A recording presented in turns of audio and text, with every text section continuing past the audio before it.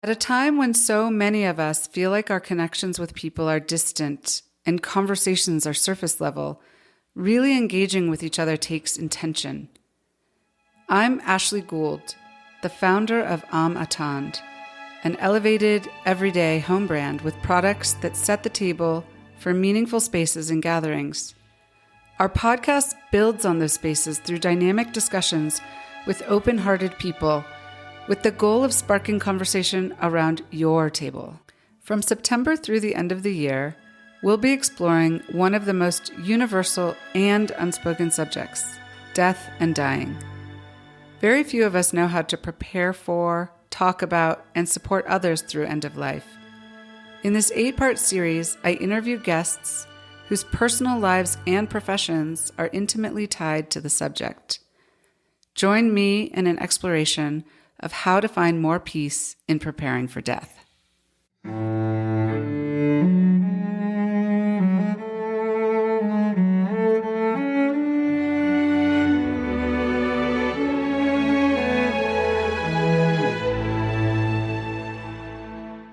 It's my pleasure to welcome Dr. Alexander Gamble to On the Table with Ashley today, a podcast where you'll remember how to learn just because you're curious. Dr. Gamble is a palliative care doctor and clinical assistant professor at Stanford University, board certified in psychiatry, internal medicine, and hospice and palliative medicine. Dr. Gamble evaluates the whole person when looking for ways to improve a patient's quality of life. After graduating from St. Louis University of Medicine in 2010, Dr. Gamble completed his residency at the University of Iowa Hospitals and Clinics in 2015 and his fellowship at the University of Kansas in 2016. Dr. Gamble spends the majority of his time in clinical practice and is also focused on education, both for residents, fellows, and patients and families. You can find Dr. Gamble on X at Your Friend Alex and on LinkedIn at Alexander Gamble. Welcome, Dr. Gamble. Thank you so much, Ashley. It's really a pleasure to be here and to be part of this conversation with you today. Really appreciate you hosting and having me. I'm so excited for this conversation. I know that may sound strange to people, but I feel like this is an incredibly important topic. And I've had a number of conversations with fascinating people in this space. So I always like to start just hearing a little bit about where you grew up and what kind of kid you were and what you liked to do when you were young. Yeah, I grew up in Kansas City, Missouri, and lived in a couple parts of town over the course of my childhood and upbringing. And I think when I think about myself as a little person, I think I was really curious. I was really always interested in people. My mom worked in an airline related industry when we were growing up. And so we were often flying, usually to visit family, and often we're flying on passes, which meant I was frequently, even as a small child, seated next to strange adults and picked up the habit of engaging them in conversation. And I think that's why now and throughout my life, I've been able to talk to anybody and have been really curious about people because people are fascinating. So yeah, growing up, I think I was just really pro-social, really interested in people and different experiences. I wasn't a super athletic kid, but tried some different things, played soccer. I ran cross country one year in high school. I was in theater in high school and played music. So I had just a lot of different interests. I don't think I could really focus in on one thing, but when I think about the things that tied those interests together, it was just exploring things and being around different people. That's so cool. And what do you think led you to the field of medicine and then to palliative care? Were there doctors in your family? Was it something you thought of as a younger person or came to as you grew up? And then also, how did you move from internal medicine to palliative care and psychiatry? Or was it kind of always the plan to end up in palliative care? Yeah, no, I came to palliative care pretty late in my training journey. I think I got into medicine the way I imagine a lot of people do, with just a very vague notion of, this would be a good career path to be helpful to people. Although I often think about a philosophy professor I had freshman year of college who said, if you want to help people, take out their garbage. That's like a really meaningful and important part of daily life. There's lots of ways to be of service and to be helpful to people. But I think, if you're coming up and express that interest and you show an aptitude in math and science, I think teachers are often really excited to sort of help push you along in that direction. But I had really very little exposure to medicine. I didn't really know what it was, even as I was pursuing it. We didn't have medical people in my family. My dad did go to nursing school when I was in middle school, but I'd been kind of saying, oh yeah, I'm going to be a doctor one day, even before then. So it's kind of a strange thing. But I feel very fortunate that it's actually been a really good fit, that I'm able to say that I found something that I like and enjoy and I'm good at and brings me a lot of fulfillment and satisfaction and meaning. My path into palliative was routed through a kind of unique training in both internal medicine and psychiatry. It's a little bit of a rare combination. There's only, I think, usually fewer than a dozen programs offering that combined training. I got into med psych out of the observation that patients dealing with mental illnesses or serious mental illnesses, especially, they don't neatly organize where they are in the hospital, meaning they get other kinds of illnesses too. It's not just schizophrenia or bipolar disorder or severe depression these folks are dealing with. It's often also heart disease or kidney disease. And I just saw there were real gaps in the care delivery in our healthcare system for those folks, especially. And I was wondering, how could I be part of delivering something better for them? And that's how I got into med psych, which was an incredible training background to have, and I think opens up so many venues for us. But the question that you're often confronted with in that training is, what are you going to do with that when you get out? Because even if you have this kind of joint skill set, most medical systems can't really take advantage of people with that training. And what I found was palliative care was a beautiful hinge point in between kind of general internal medicine and general psychiatry, because you've got people dealing with serious illnesses who often have a lot of symptoms to attend to. And so the internal medicine background helped me with a lot of those physical symptoms. The psychiatry background helped me with a lot more of the emotional and existential and interpersonal aspects of that care, as well as being able to interpret the medical record and help people understand what's going on with them. And so, the focus in palliative care about looking at the whole person.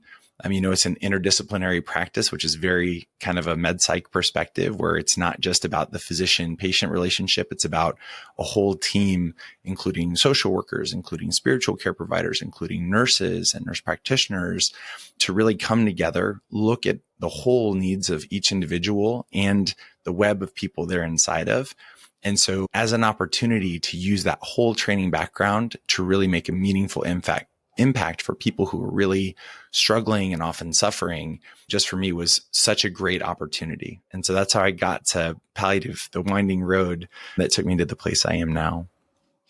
I'm just struck as you say that I think that every area of medicine could benefit from that sort of interdisciplinary approach. And I know some do, and they're trying, but I feel like that could be, especially for chronic diseases, like that could be better done. So it's sort of interesting. Like, it's wonderful that it exists in palliative care, but I feel like it could even broaden. Yeah, I think you're absolutely right. And I think there's a lot of really thoughtful, brilliant people with that same recognition throughout the healthcare system that are trying to figure that out. I think especially for people with chronic illnesses, like you mentioned, especially people with serious mental illnesses, recognizing that, again, it impacts their lives in many ways. There are many different challenges they're confronted with, right? We talk about the psychosocial aspects of care, right? The social determinants of health. And again, it takes a village. It takes a lot of different kinds of expertise to really meet people where they are and kind of support them on their journey, whatever they're dealing with. So I think it's a big challenge for our health systems and something I think a lot of people are trying to take on. Well, that's good. I'm glad to hear that.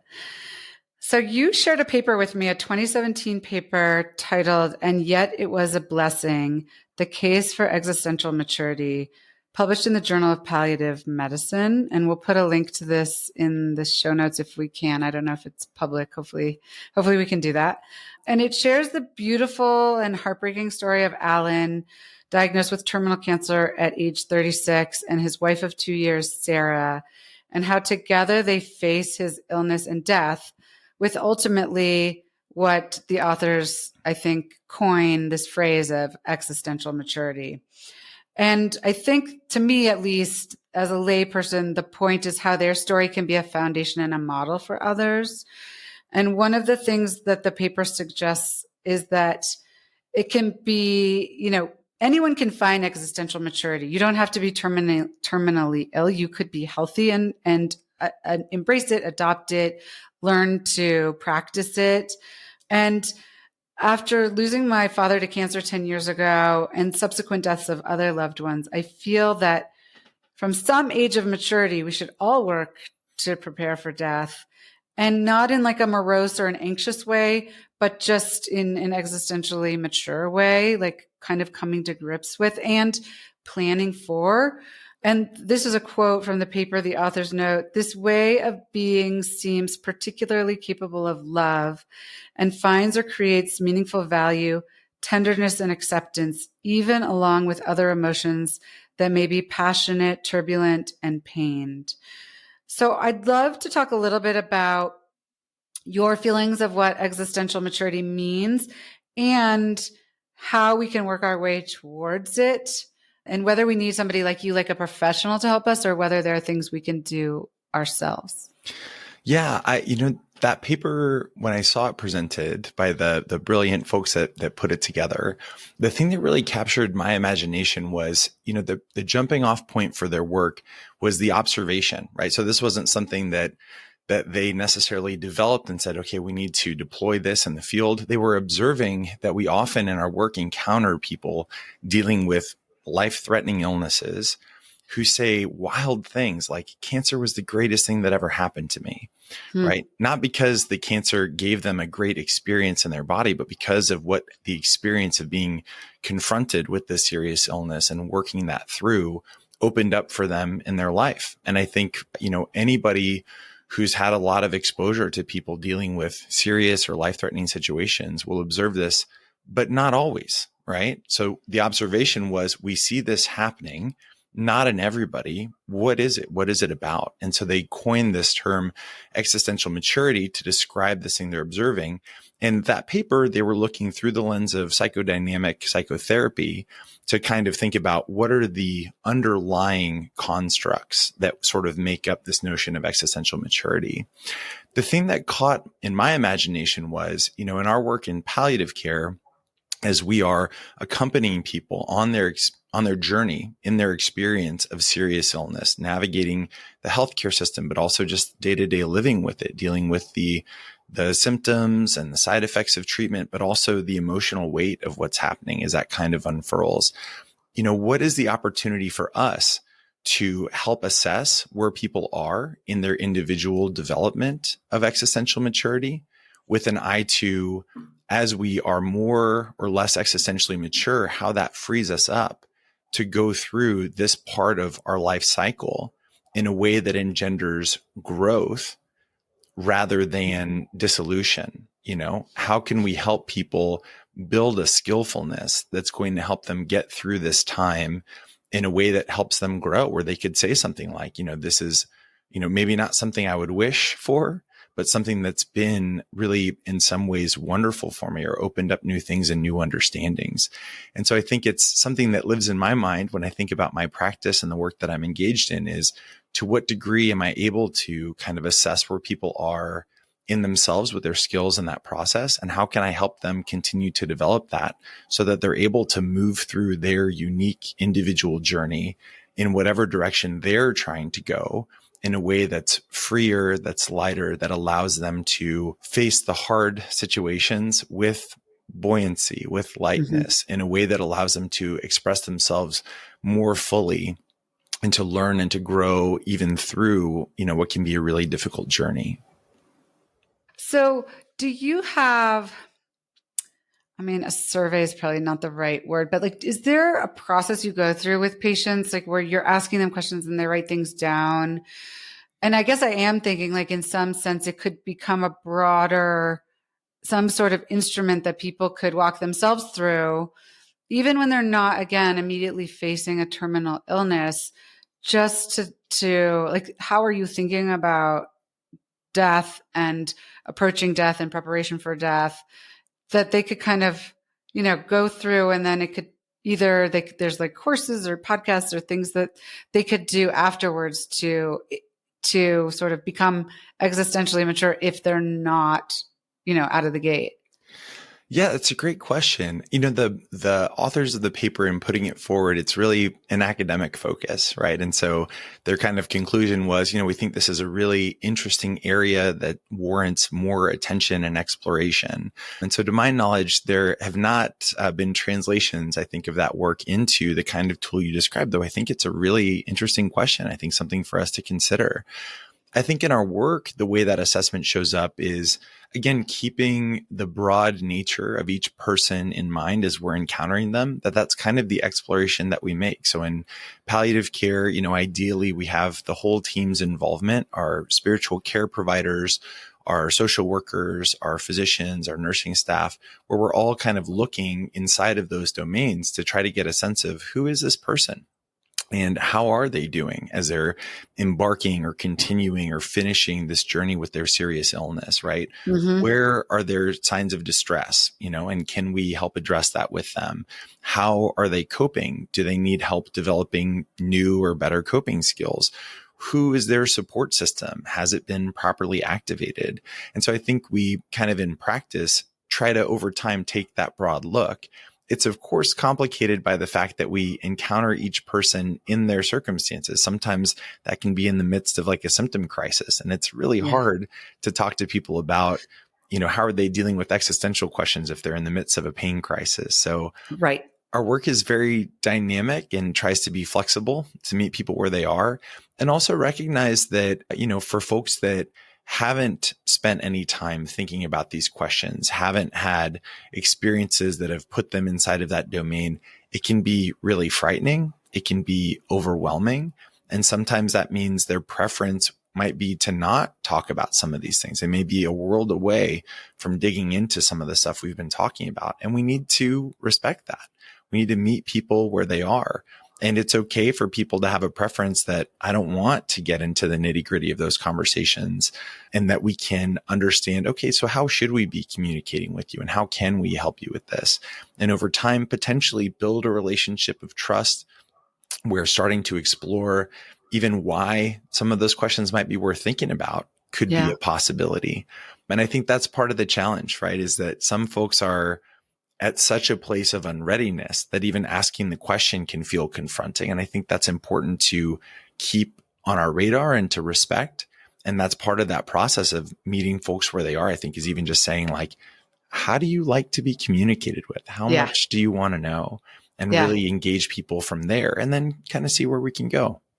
Yeah. So that all makes sense. And it's also, I think, one of the reasons that I really wanted to have this conversation in this series is that, and I don't know if there's any like percentage of the population in the United States, but it feels like most of us are not preparing ourselves for this conversation, so that like if you did bring it up, it could be jarring.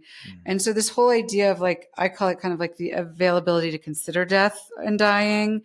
And the reason I think it would be great to start that process much earlier when people are not actively thinking about dying is that hopefully they can have done some work before they get to that place and be more open and then find more peace, in the sort of the end phase.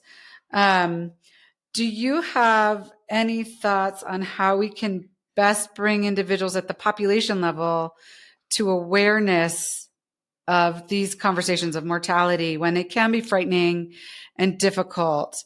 And I think probably my guess is that most of us only start to confront this either when we get a diagnosis, when a loved one gets a diagnosis, or when somebody that we love passes, unless people are like, I think, extremely aware and sort of in tune. And so I know this is a big question. And in preparation, we had some back and forth, and you suggested reviewing Plato's allegory of the cave from the Republic. And I can see how this allegory helps us think about this. And I'm going to ask for your thoughts, but just briefly for listeners so that they can be reminded. So the cave there's a cave and prisoners are chained inside of this dark cave facing a blank wall. And they've been there since birth, and they can only see shadows cast on the wall from objects behind them. So they can't see the objects themselves, illuminated by fire. And this is like their perception of reality. And then the prisoners take these shadows to be what's real, because it is real for them. It's all they know. And then one of the prisoners is freed and exposed to the outside world. And after he adjusts to actually being able to see in sunlight, he sees like the true nature of things. And then he comes back and he tries to inform the other people like, no, this is really the way it is. And the other people are resistant and hostile because it's changing their version of reality, which is quite difficult. So anyway, Can you share your thoughts on both the allegory of the cave and like how it relates to the work that you're doing, and also just this broad question of like, do you have thoughts on how at a population level, like at a broader level, we can expose people to thinking about this at an earlier age so that they're more ready and have more peace when it comes to the end? First of all, thank you for going with me on a journey to the allegory of the cave. It warms my undergraduate philosophy student's heart, and to offer that to more people. Yeah, the thing about the allegory, I think in this context, that's really, I think, important to keep in mind is that piece about, it's so inspiring to get a view to something that feels so true and so empowering, like reflecting on our mortality and the fragility of our lives. But also recognizing that, as you've mentioned a couple of times in our discussion already, most people come to that when they're thrust into it. They don't go there willingly, even though on the other side of that exposure, there might be something really brilliant. I think as we're able to go through that hard process and we see the brilliance of it, we're often inspired to say like, hey, I want everybody to kind of know about this. But it's that piece of the allegory, where they try to go back in and share this gift of seeing reality more clearly with others, that you encountered that there can be a lot of resistance, because exactly, you said it so well, confronting the fact that what I've thought is real may not be the whole story can be really upending and upsetting. Yeah. And I think about that when I myself think about this really important question that you're raising, which is, how do we try to bring this conversation and the gifts of this knowledge and these observations to the broader public? Because in my work, I'm privileged that I'm just dealing with people who have been thrust into it. And that has its unique challenges, but also opportunities, right? They are motivated to be in that discussion one way or the other because life has put them in it. When we think about how do we get everybody else into that conversation, I think we have to think about that differently. We have to recognize that everybody's living inside of their life, whether they've managed to find some kind of stability in the way that they're thinking about and approaching it. And if we try to barge in the door with uninvited knowledge, that can be very confronting, that we may not be received very warmly. And so I think that the challenge and the question is that everybody is kind of where they are. And we absolutely live in a society and a culture that doesn't have a robust conversation going on about this kind of question. And so, I think, again, coming back, your question is, so what can we as individuals do to move the needle there? And I think, this conversation, your work with the podcast and the conversations you're hosting is a really good example about that, is for folks who have gone on this journey and are carrying that, can we, one, recognize that everybody's on their own journey, their openness and their readiness for these conversations will vary. Can we be sensitive to that and try to meet them where they are? So can we be gentle in offering the invitation? And can we talk about, the parts of this knowledge that are inspiring and opening, right? Can we talk about the benefits of this conversation rather than just jumping into the nitty gritty or the parts that can be more confronting? When I think about examples like there's the Death Cafe movement or Death Positive, the Death Positive movement, I think those are really the examples that are being set there. It's like, hey, here's something that's really welcoming, to sit down and have a cup of coffee and talk about what's important to us and inside of this specific domain. And as our lives go on, we all do come into contact with fragility, with death, with loss, with grief in many different ways. We don't have to start by talking about the consideration of our own mortality.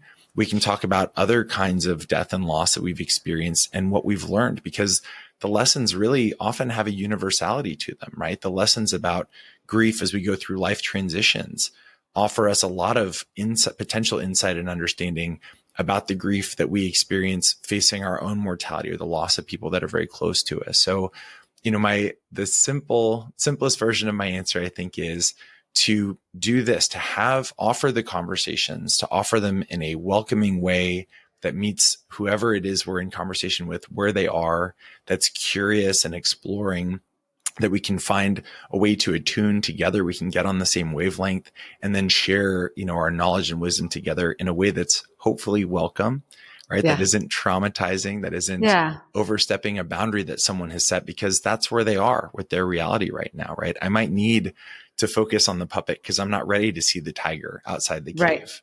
Yeah. Right. And then what can we do to help each other build readiness? Right. Because that's, I think, the thing. We're all in this together, trying to make sense out of this thing and trying to move through it as skillfully as we can.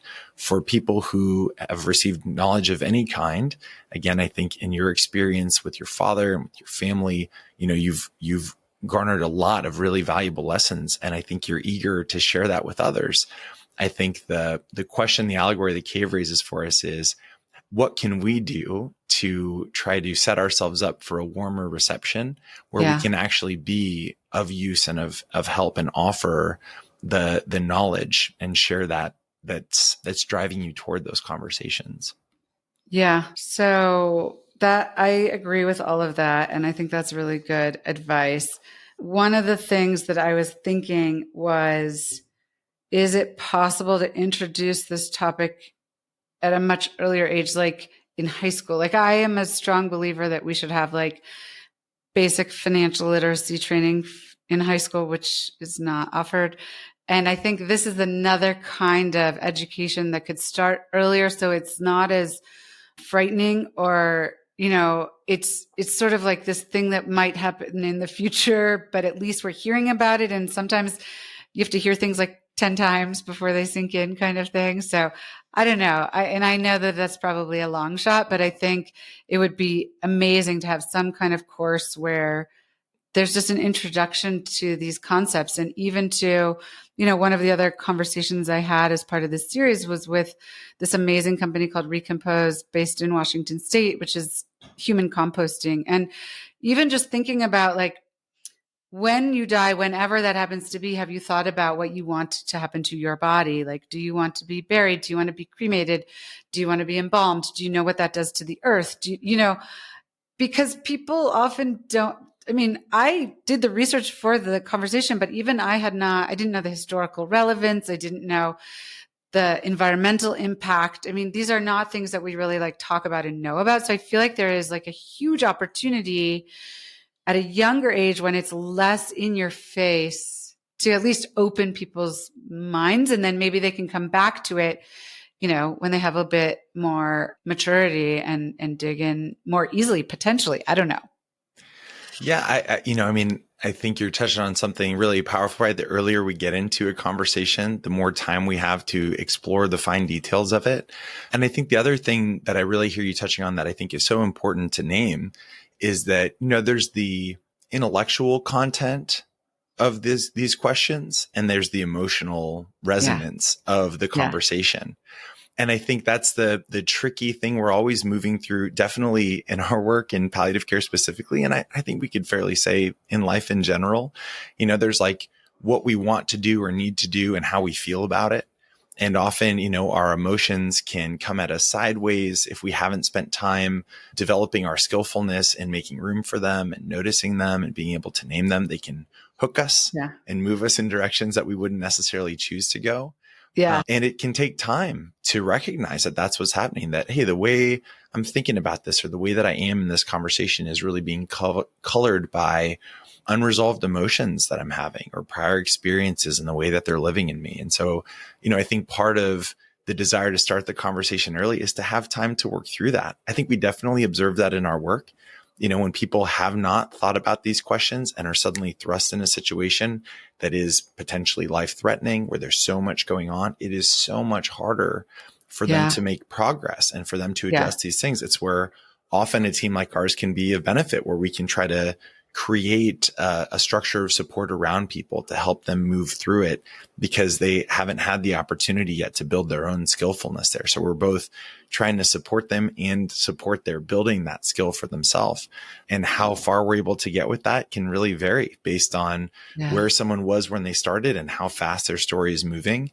And I think, share your desire that everybody have the opportunity to get to those important moments with the support they need. And so, yes, let's figure out ways to get that conversation moved earlier and get people involved in thinking about it. And I think aspirationally, the more people we have in that conversation, the more human ingenuity and creativity, I think, can enter that space. Again, look at things like death cafes, right? if you attract people to the conversation, so much unexpected stuff shows up, that can be really exciting and really inspiring and really move people in ways that, I may not have expected because I only have, Yeah. my limited human experience and perspective. And so, when we come together and we're in conversation, so much beautiful, unexpected creativity can be unleashed. And so I'm all for it, Ashley. I want our educators to be taking on that question. I want to see a curriculum for high school students looking at that. I think we see pockets of that in different places, and I think that's inspiring. And again, I think this conversation is another entry in that effort. And so just so delighted at the way that you're approaching it and these opportunities you're creating for people to come in contact with these questions and be thinking about it, and hopefully having their own conversations, bringing things on the table in their own homes. Yeah. Yeah, definitely. And it's funny because I was thinking as I was preparing for our conversation that my journey sort of thinking about death and dying and preparing for death has been a lot like parenting teenagers. And I have 2 teenage boys.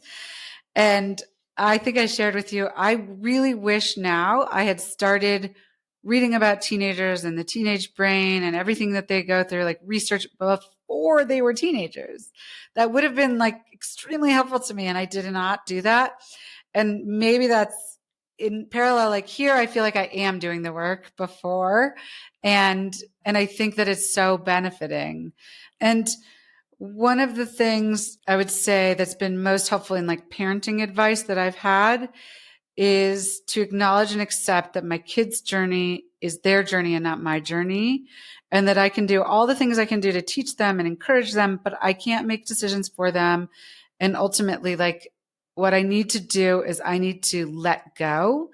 And I think this feeling that the in letting go is the peace is the same for parenting teenagers and for thinking about death. And it's not, I'm not saying it's like you get to this nirvana and then you're there. For me, it's not that way. It's work. It's like there are days both for parenting and for thinking about death where I have more peace than other days, where like I can accept and let go more than other days. But I at least can acknowledge that when I am in this letting go place, I do feel more peace. And I do think that to me, that was really a lot of that paper on existential maturity. In the letting go and like what is comes much more peace. And I just thought that might be like a useful analogy for people to hear because a lot of people know about parenting teenagers. and it's just, think about sort of an analogy in any part of your life. And when you prepared for it, how much, and when you can start to like let go of things, how much better things are. And that to me is why I think this is so important, because I really feel like there's so much pain and fear at the end of life, and there is an opportunity to lessen it. And that to me is like why this matters so much. Absolutely. I think beautifully, beautifully said. And I think a really a proper analogy. And I think such a wise insight to take from your experience of parenting to our experience of living.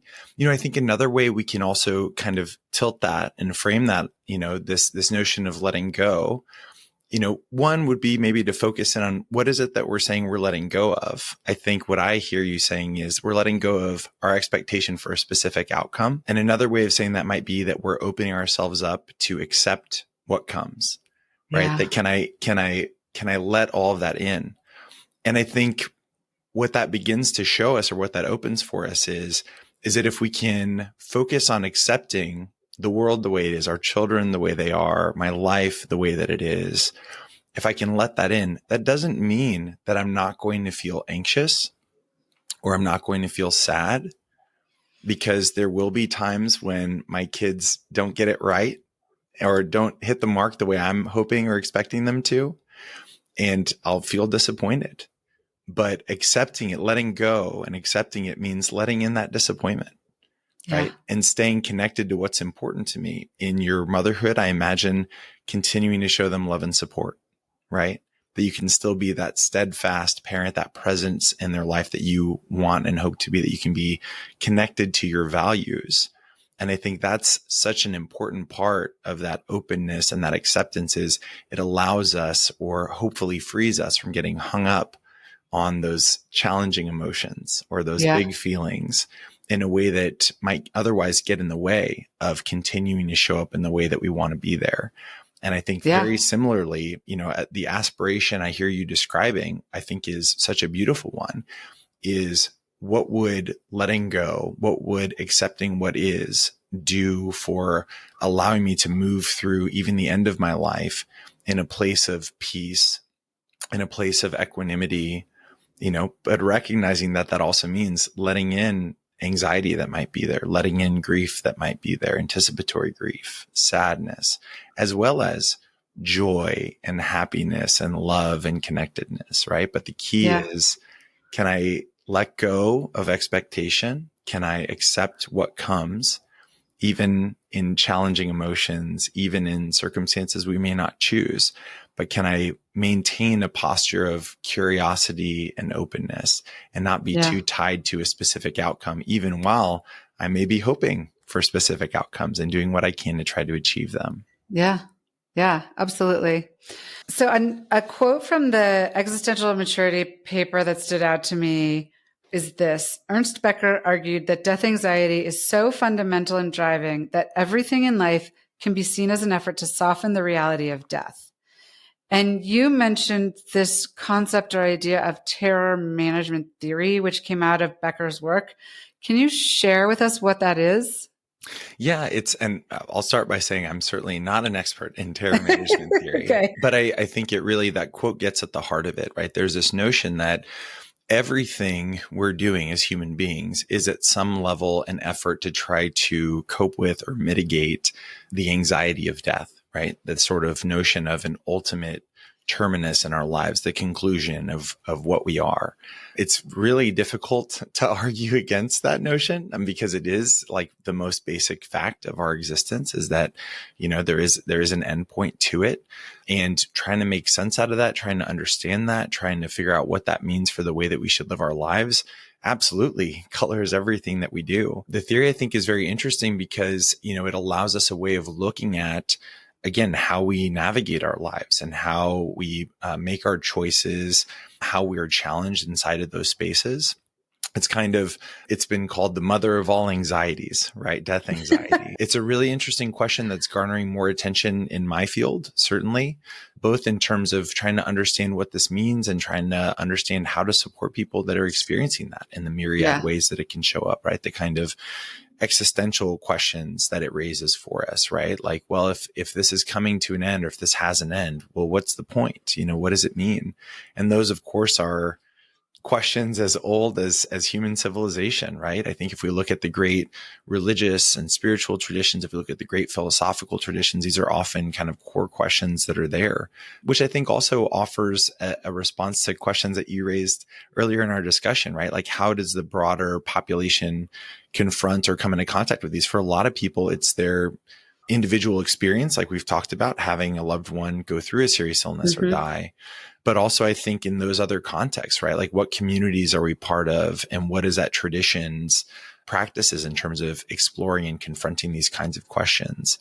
And so, yeah, terror management theory is a psychological look at that question and an exploration of that piece. There's a lot of really interesting work that comes out of that. I think it's applicable potentially to all of our lives, because again, it's sort of the one fact, wherever you grew up, whatever tradition you're part of, whatever your life is like, the one thing we all for sure share in common is that we're going to die, and trying to figure out what that means for us, and how to engage with that question and how to live in the light of that reality, again, I think has, as you've said, potential value, right? The reason we're talking about this is because there's a ton of different values. Like we've already touched on the opportunity to go through it more gracefully and skillfully, the opportunity to grow outside of that space. I think something else that you've really touched on that we haven't necessarily named yet is, when we engage in that work, that also becomes part of our teaching for the people around us. And again, I think about, your role as mom and what you want to offer your children in terms of helping them develop and grow.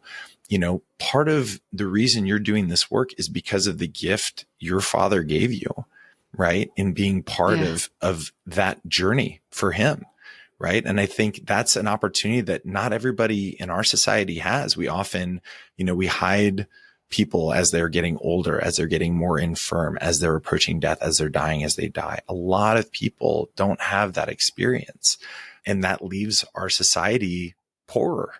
And so I think having had that opportunity to be confronted with that question, to see the value of that for yourself in your own life and your living, the way that you're translating that beautifully into trying to offer that to your children to help them in their preparation and their living, recognizing that that's their own journey. I think that's such a beautiful reflection of, what we are, which is not, discrete individuals. We're part of this much larger community. And there's important questions for what does that mean for how we should live? What do we owe each other? And how ought we engage around these kinds of questions? You were thrust into this knowledge and have gone through a really difficult process of confronting that and living through that and attending to the very many complex emotions, the concrete decisions, all these elements we've been touching on. And on the other side of that, or perhaps not on the other side, but where you are on that journey, you feel inspired and energized to share that with others. And that's a beautiful thing, right? That fire catches and spreads. And so, yeah, I think all these questions we're exploring are so rich and so important for each of us to attend to, right? What does this mean for me? How do I want to engage in this conversation? What can I offer the people that are around me?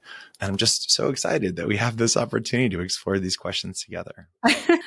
Thank you. So in preparation for this episode, you suggested that I read A Beginner's Guide to the End by Dr. BJ Miller and Shoshana Berger. And I really highly recommend this book to everybody. So it's a very practical and digestible book. And to me, much more sort of pragmatic than like Being Mortal by Dr. Atul Gawande, which is a wonderful book and I also recommend. But A Beginner's Guide to the End, it gives you like a checklist of tasks to complete, like a will or a trust, but also focuses on the emotional side of things by suggesting an ethical will. And I have actually an entire episode with Susan Turnbull, who's mentioned in the book, about ethical wills and just being prepared on the paper side of things to make things easier for your loved ones. And also going through like just the realities of what happens when you die and the choices that you can make with your body, which is what led me to find Recompose, because they go in detail to like, this is what happens when you're embalmed, right? And people don't really talk about that. So I thought it was extremely helpful. And I do think that you have to be ready for it too, because it could be a bit jarring. Like they're pretty like, this is these are the facts kind of, and these are your choices. And so I don't know if you feel like, is this a book that you recommend to a lot of people? Is it something that you think people should only turn towards like when they've done some preliminary work on the subject? Or what has your experience been in the reaction that you've gotten to the book?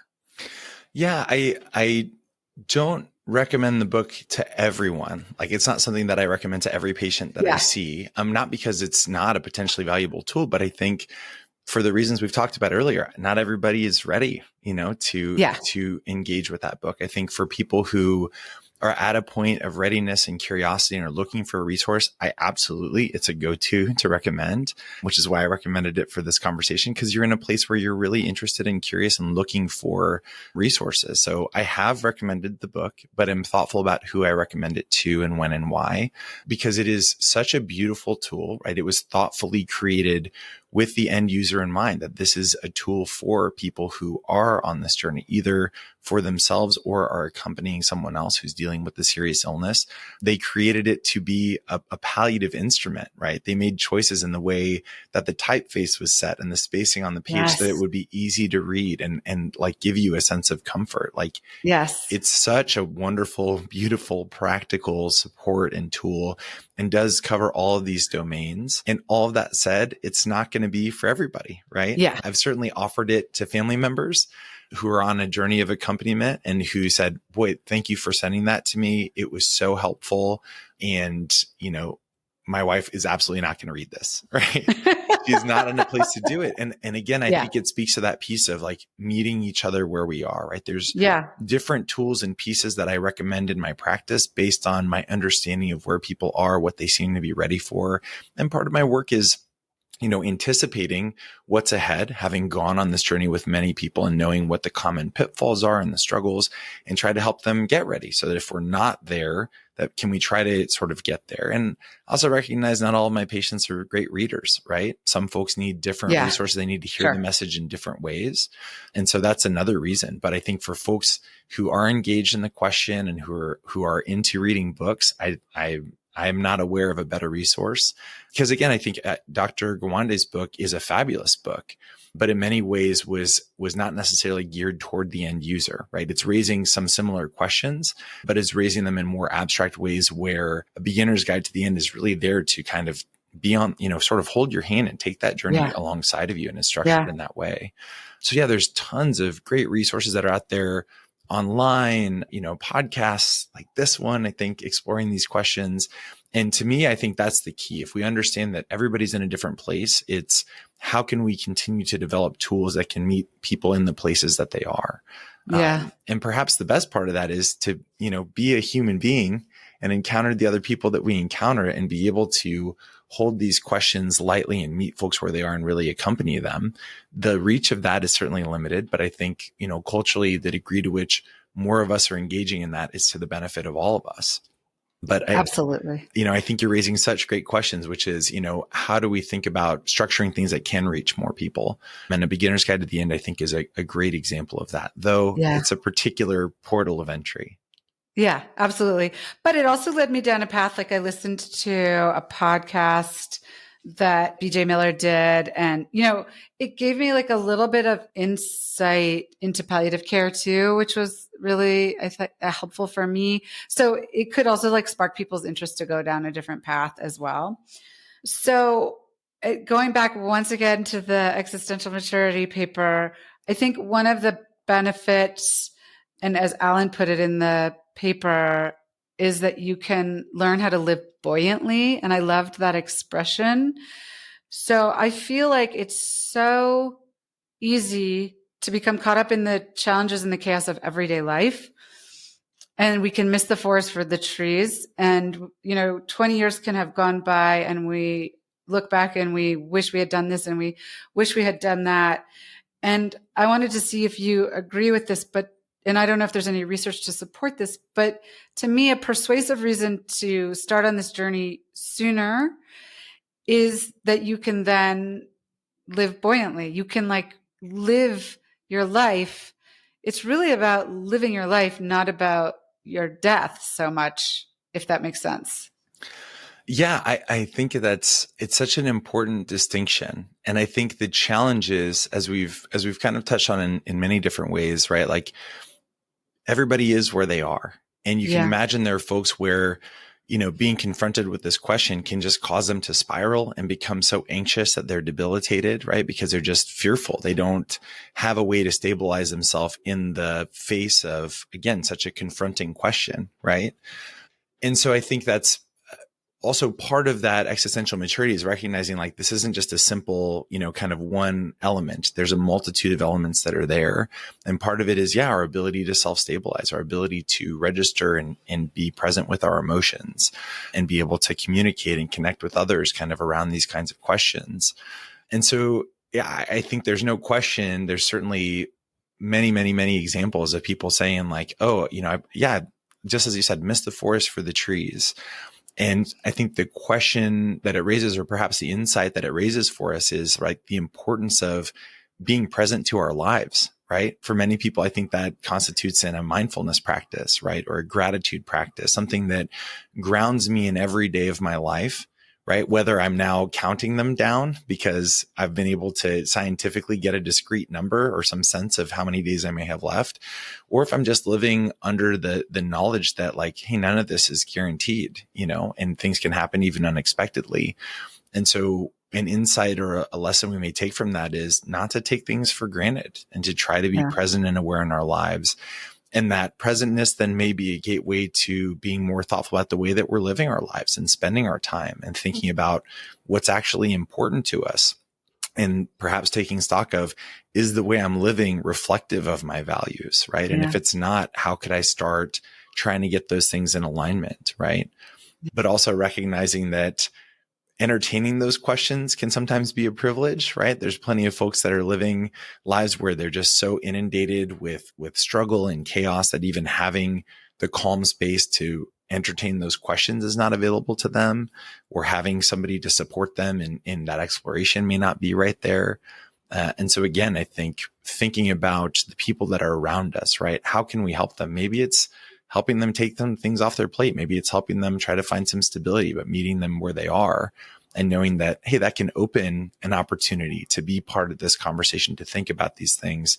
And as you said, that very profound insight from motherhood, right? That like, and they might not go through the door. I might perfectly prepare the doorway for them, and they may choose not to go through it, or they may choose not to go through it at this time.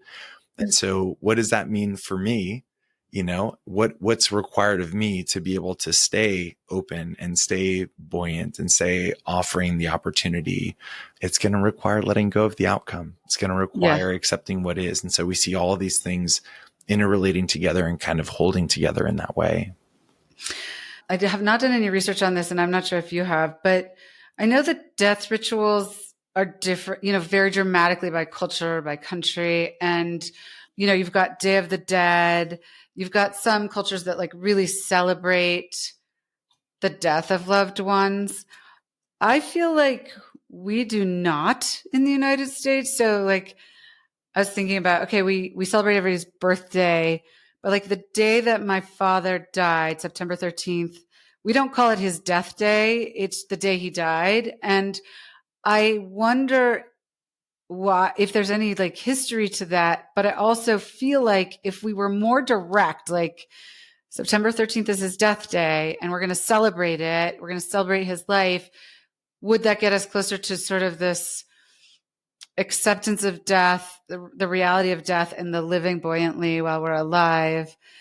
I don't know, but do you know if other cultures are better at this, and if they are then closer to sort of this, all of these subjects that we're talking about, like that they have a better ability to process them? I certainly can't pretend to have made a deep sociological or anthropological study of other cultures' death rituals, but certainly my work puts me in contact with people from many different cultures, and I observe, the way that colors their experience. I think at that level of person to person, the other thing I observe is, cultures themselves are not monoliths, and the ways that individuals participate in culture, like, do they identify with their culture? How well do they understand the tenets or practices that are there? It really gets to the depth of each person kind of being on their own journey. I think what I observe is that people who come from cultures and participate in cultures that do put these questions forward, right? That have regular practices that observe the fragility of life and observe the reality of death. Or, my first job, I was living and working in rural Missouri. And so a lot of the people that I was caring for were farmers, and were absolutely, from a very young age exposed to the cycle of life and the reality of death and dying. And it absolutely colored and shaped their experience as they themselves faced illness and faced death. And on average, I would say, offered a lot to their understanding and their sense of equanimity and poise. I will also say that's not universally true. People still struggled, right? We're still individuals, and our journey and our life's experiences also has a say in how we are and how we feel and what we do beyond just culture. But again, I think absolutely what we observe is in cultures where these questions are present and are there and are being explored, it absolutely, on average, has an impact on the people that are coming up and participating and are members of those cultural spaces and contexts. And the degree to which people are able to participate in that absolutely colors kind of where they are on their journey and how they kind of proceed through that space. And I think there is absolutely a lot for those of us from different cultural contexts to learn and to explore and to inform ourselves, in our own journeys inside of those spaces. And so I think it's a beautiful insight, and I think a great opportunity for us to think about, what practices might we borrow, right? Yeah. And might we participate or find ways to participate in, like marking death days, taking time. I love that the notion that you're offering, because there's an element of mindfulness in it, right? That we're going to intentionally set aside a time to remember this person, to embody them in ourselves, Yeah. right? Or whatever that might look like. And in that way, feel that closeness, feel that connection, keep their spirit alive, as we all do, right? As being living embodiments of the way that they color who we are, and other rituals. It's beautiful. And what's interesting to me in doing the research on sort of the death rituals in the United States is that they can change relatively quickly. So I do think it's like not irrational to think that we could do research on death rituals in other cultures, find some that are particularly like peace inspiring, and try to get something adopted. Like, it's not out of the question that we could do that. Yeah. Yeah. It's a matter of being curious and going out to learn. Yeah. I think it's a beautiful idea. And I would imagine that there are people that are engaging in that. I, again, have to come to the question from a place of humility, that's not my area of expertise at work. Yeah. Certainly my work puts me in contact with that question. And I think that it's a really interesting one. Me too. I'm going to look into it some more. So I found this quote on your former Twitter page that it just resonated with me. So this is the quote: "The great enemy of communication is the illusion of it. We have talked enough, but we have not listened. And by not listening, we have failed to concede the immense complexity of our society, and thus the great gaps between ourselves and those with whom we seek understanding." So you told me that this quote is from the sociologist William H. White, even though it's often attributed to George Bernard Shaw. And I feel like this is such a perfect quote, sort of expressing why human connection eludes us today. And it probably has been an issue for the ages.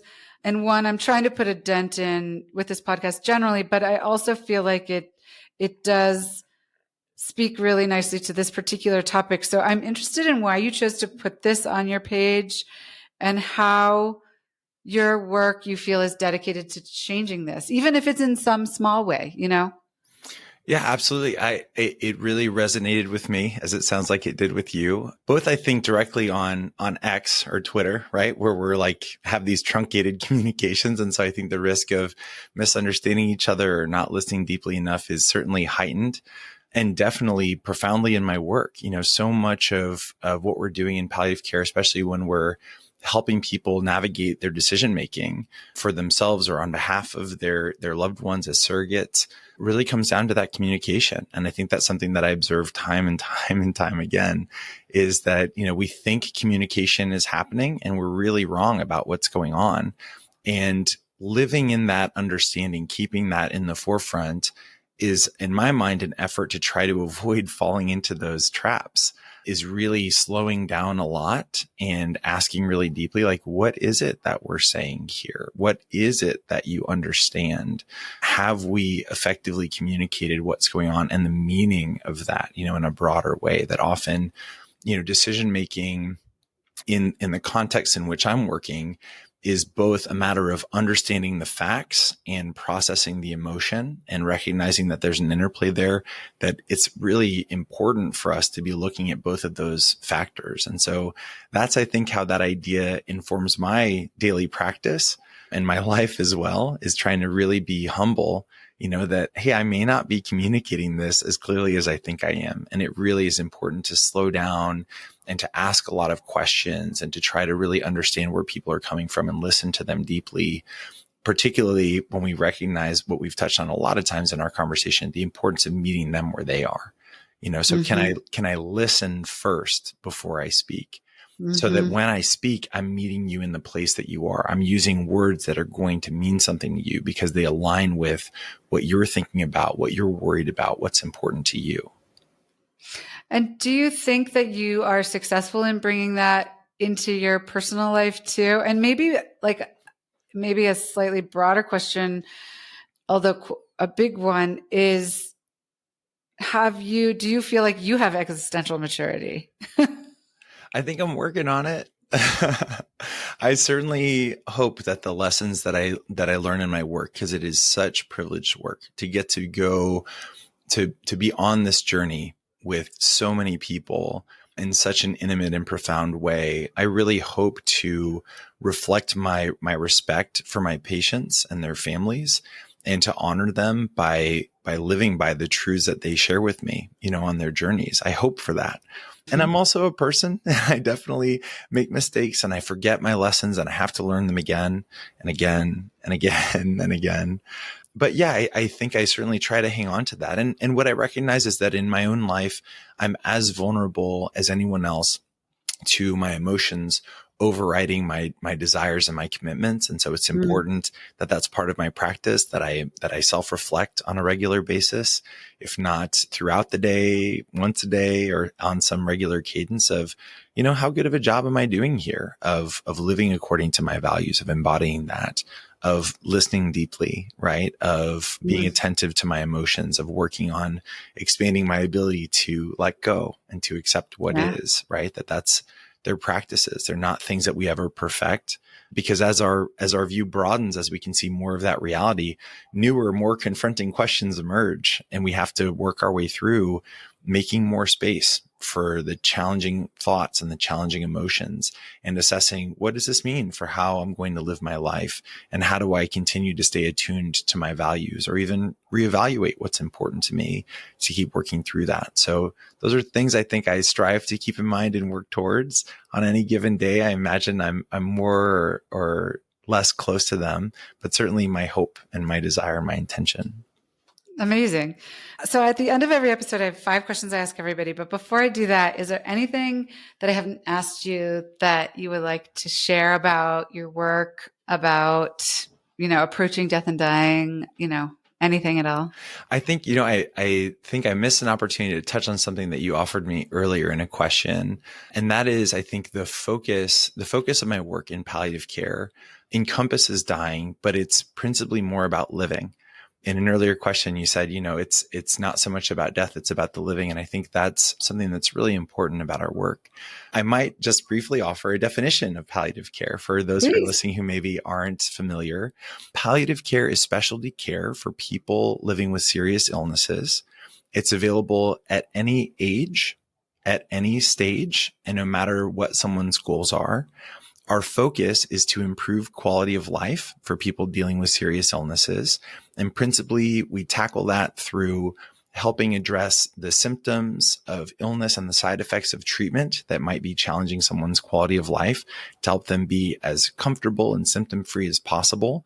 I think about that as optimizing their energy, right? If I can help alleviate your pain, then that's energy you get back to spend time with your kids or your grandkids, or watching baseball, or eating ice cream, or whatever it is that's meaningful and valuable and important to you.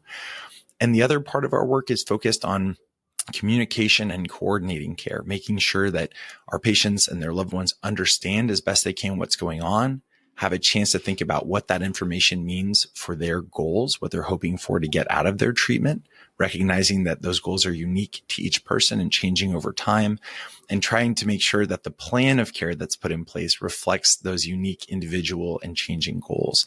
And so the focus of palliative care is to be an extra layer of support for people dealing with serious illness, taking that broad view, like we talked about earlier, not just the medical aspects, but the emotional, the existential, the spiritual, and the practical, by working inside of an interdisciplinary team with the expertise of physicians, social workers, nurses, spiritual care providers, to really look at the big picture for each person and accompany them on that journey. It is unfortunately often the best kept secret in the healthcare system. And so I think it's really wonderful to have an opportunity to let people know we exist. We're here to support you no matter where you are in your journey, no matter what your goals are. And our focus is to help you have the best quality of life you can, and to live every day as fully and as well as we possibly can.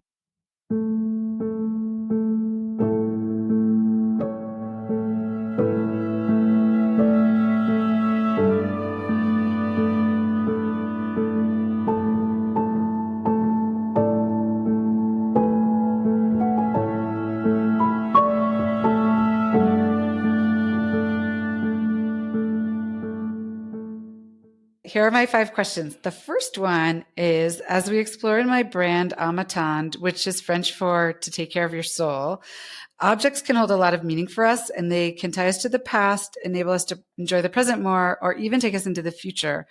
Can you share an object from your life, whether you still have it or not, that holds meaning for you, and tell us why? When I was going through my training and was living the life of, a relatively poorer student, I had for a while this thought that, when I finally get a little further along and I'm making some money, I'm going to get myself some nice kitchen knives. And a dear, dear friend of mine gifted me, knowing that was my vision, gifted me a couple really nice kitchen knives. And so whenever I am using them, which is typically to prepare nourishing food for myself and for loved ones, I think about them. I think about that gift. I think about that time of life. I still have those knives. They are in desperate need of sharpening, but it was such a beautiful, thoughtful gift, a practical item, which I think your brand as well is filled with rich and thoughtful items to improve the quality of people's lives and the connection between them. So I really appreciate the work that you're doing and what you're bringing into the world. And yeah, so whenever I use those knives, I think about that time in my life, and I think about that friendship and those people and just that act of kindness to try to get me a step closer to something I was dreaming about. I love that. That's amazing. Well, that kind of ties into another question. So I'm going to go out of order, which is, are you in a phase in your life where you enjoy entertaining in your home? Why or why not? So it sounds like you like to cook for other people. I do like to cook and I do like to entertain. In this chapter of my life, so I relocated out to the West Coast, and the cost of living here is very different than it was back in the Midwest. And so my life circumstances are such that, the space that I have to offer people is an order of magnitude smaller than the one that I was most recently in. And it's something that I've thought about in that transition. What does that mean for my opportunities to entertain? And the truth is that I can still entertain. It's in a smaller space, so it'll be with smaller groups of people at a time.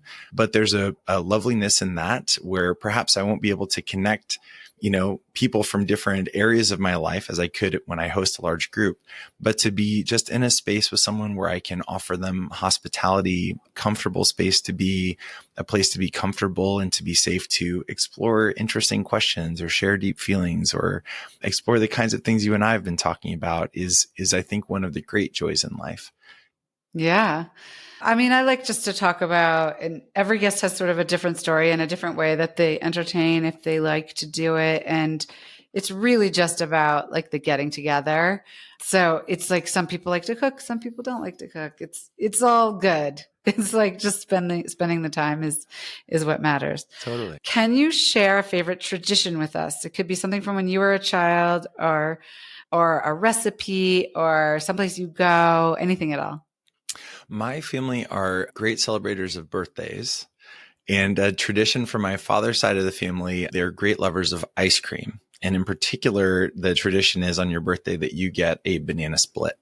My grandfather, Jack Gamble, who died a few years ago, was a great proponent of that tradition. And I have a wonderful photo from, I think it was his 93rd birthday, of him absolutely smashing a beautiful big banana split. And so usually on his birthday, which is coming up, it's August 30th, I will try to go have a banana split. It's a little bit outside of my normal dietary spaces, but it's a lovely tradition. And it's a way that I like to remember him and think about him and all the fabulous, crazy ice cream stories that he used to share with me from his youth and childhood. And loving ice cream myself, it's nice to know that I came by that passion honestly. And it's a through line in my family that I think is really lovely and I like to be connected to.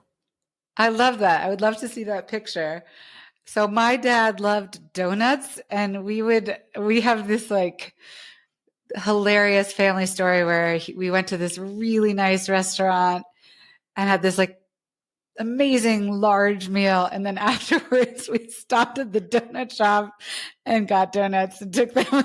Oh, I love it. I love it.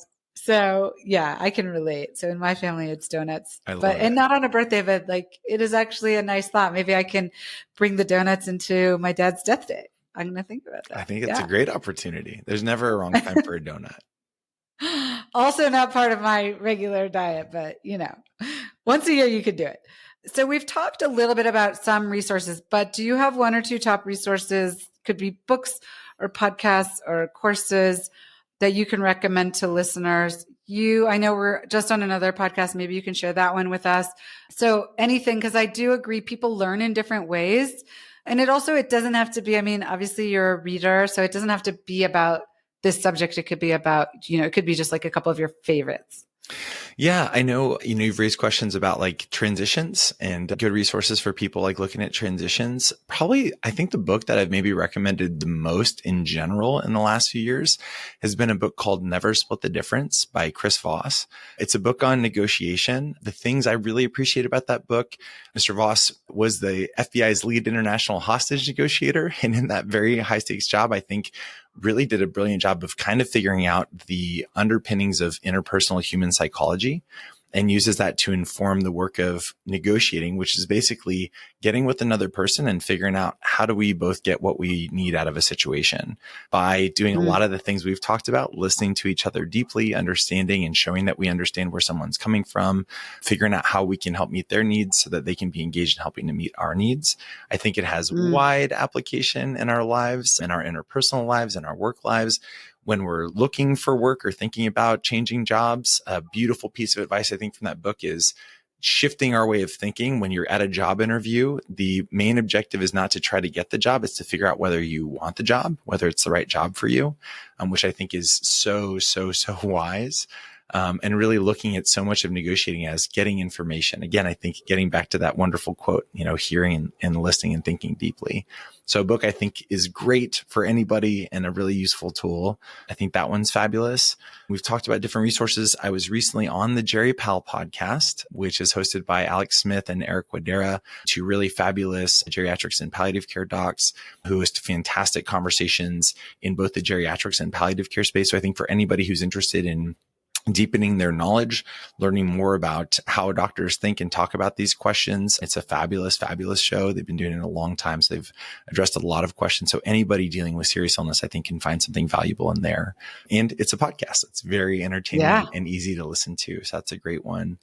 And I might just also mention a couple websites for people who, as you mentioned, are going through that checklist of preparation for the future. Prepare for Your Care and 5 Wishes are both really wonderful websites that are kind of person-facing, patient-facing, and they're structured to be good supports in having some of the kinds of conversations we're talking about what's important, and actually turning that into meaningful communication instruments to help inform their care. So advanced directives, power of attorney for healthcare, really important documents that everybody over the age of 18 should have.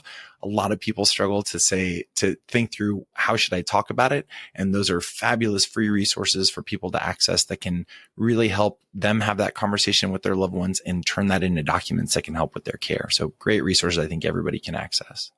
That's great. And I'll put all of those in the show notes. Last question. What do you do for yourself?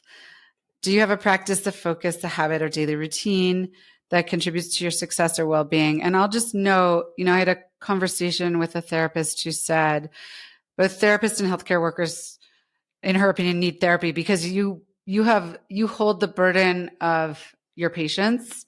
And so it's like a whole nother level.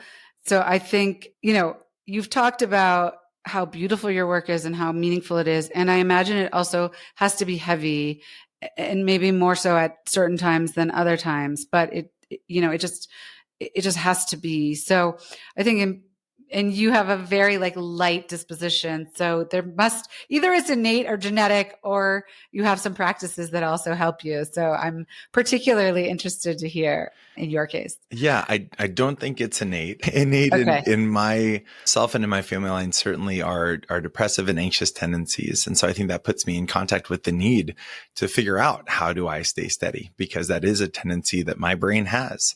And so I think, the big ones that I think everybody can benefit from, like making sure we have some kind of regular practice that attends to our physical, emotional, and spiritual existential well-being, right? How am I engaging with those questions? When I really struggle and then step back and reflect, it's usually because I've come out of balance with some of those things. I'm not sleeping enough. I'm not exercising regularly. I'm not connecting with people that are are deep in my heart. I'm not engaged or connected to my sense of purpose and meaning. In a broader sense, yeah, our work can be really heavy. I feel really fortunate to be part of a team here at Stanford's palliative care program where that's really front of mind. And so we do, as a group, have practices to remember our patients that have died, to process the kind of emotional weight of our work, and to be doing that on an ongoing basis. I have spent a lot of years in therapy. I'm not currently in it. And that is a place that I think is lacking. It's something that I would like to get back to. But I also recognize that not everybody has access to therapy and not everybody necessarily needs or benefits from formal therapy. Often it's just a question of, do I have a regular space where I'm processing my experience and making room for my emotions? And that can look a lot of ways. That can be a meditative practice. That can be a prayer practice. That can be a journaling practice. That can be, connecting regularly with people that are important to you. Probably one of the practices I've kept the most dutifully over the years has been connecting once a month with a dear, dear friend. We could call her a friend-tor, Dr. Allison Jordan, who shares my same training background of internal medicine, psychiatry, and palliative care. And we just connect regularly to check in on each other as people, as professionals. And so having a space with someone who thinks similarly to the way that I think, who has experiences similar to mine, where we can share our struggles, our challenges, internal and external, and reflect back to each other our strengths, when we're feeling low, has been such a stabilizing practice for me. And so again, I think that connection to what's important to us and that processing is crucial, but can take many forms. And I think often it's exploring, where are you in your life? What's available to you? And the question becomes, am I engaging it? Not am I engaging it properly, but am I engaging with that? And just continuing to evaluate as you go. Yeah. Thank you so much for joining me today. It has been an absolute pleasure talking with you. Thank you for everything that you're doing to help us as a society and culture to move more closely into these conversations. Thank you for this opportunity, and please keep up the great work. If you enjoyed the show, please rate, review, and subscribe wherever you're listening. It helps us reach more people who just might need these conversations.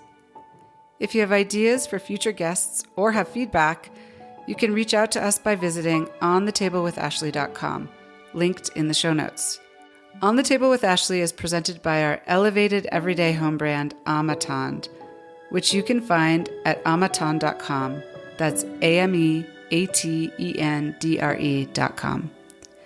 You can follow us on Instagram and TikTok at Amatand. And you can learn more about products related to the Death and Dying series at amatand.com. Thanks for listening.